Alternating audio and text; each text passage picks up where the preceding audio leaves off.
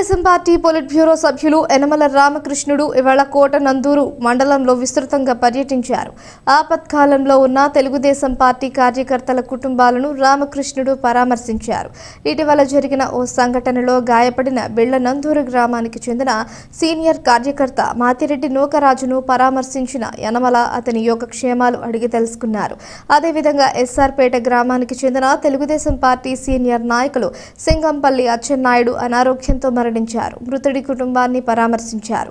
జగన్నాథపురం గ్రామానికి చెందిన తెలుగుదేశం పార్టీ నాయకులు గుడివాడ నాగరాజు గారు అకాల మరణం చెందిన కారణంగా వారి కుటుంబాన్ని కూడా యనమల పరామర్శించారు. అలాగే తెలుగుదేశం పార్టీ 10వ వార్డు మెంబర్ మాతిరెడ్డి మహాలక్ష్మి గారు అనారోగ్యంతో మరణించిన కారణంగా వారి కుటుంబాన్ని పరామర్శించారు.